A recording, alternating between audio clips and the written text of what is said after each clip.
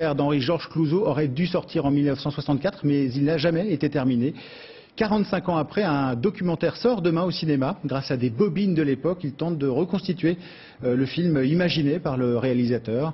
Les cinéphiles et les admirateurs de Romy Schneider vont être comblés. Yann Fossurier et Marc Félix. Ces images mystérieuses, un peu inquiétantes, ressurgissent du passé. Elles ont été tournées en 1964 par le cinéaste Henri-Georges Clouzot, mais personne ne les avait jamais vues jusqu'ici. Il s'agit des prises d'un long métrage inachevé, L'Enfer, avec Romy Schneider et Serge Reggiani. 185 bobines qui dormaient depuis 45 ans dans les sous-sols des archives françaises du film. C'est un collectionneur cinéphile, Serge Bromberg, qui les a fait remonter à la surface. Il les dévoile aujourd'hui au public. On est quelque part dans l'expérimentation, dans le laboratoire intérieur d'un réalisateur, Clouzot, qui a quand même fait Le Corbeau, Les Diaboliques, Le Salaire de la Peur, Le Quai des Orfèvres. Donc vous voyez, c'est un immense réalisateur qui est en train de chercher, qui est en train de presque peindre avec sa caméra, sauf que sa toile, c'est le visage de Romy Schneider. Et quand on la voit, c'est incroyable.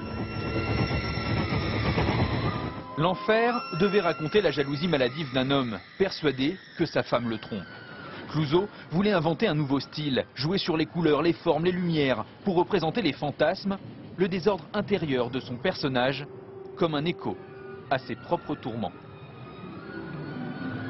Le point de départ, c'est vous, n'est-ce pas? C'est pour cela que je voulais savoir si le développement... Je ne crois pas que je sois dans un état pathologique. Je l'ai été, mais je ne le suis plus. Vous l'avez été? J'ai fait une dépression, oui. L'Enfer était financé par un studio hollywoodien, sans limite de budget. Mais l'ambitieux projet tourna rapidement au fiasco. Les techniciens, déboussolés, ne savaient pas où Clouzot voulait en venir.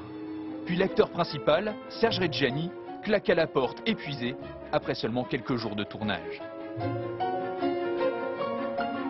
Inès Clouzot, la veuve du cinéaste, se souvient de ces moments difficiles. Et c'était une angoisse parce que je le voyais travailler beaucoup. Et il a travaillé beaucoup, et trop même, pour prouver aux Américains qu'il était capable de faire un film à couleur. Et pour avoir une idée originale que personne n'avait eue, je le voyais se battre, enfin, et puis trop travailler.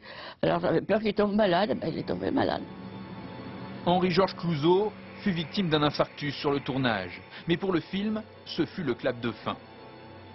30 ans plus tard, Claude Chabrol ressuscita en partie ce projet avorté. Il tourna sa propre version de l'Enfer à partir du scénario écrit par Clouzot, avec Emmanuel Béard en femme adultère et François Cluzet en mari jaloux. Et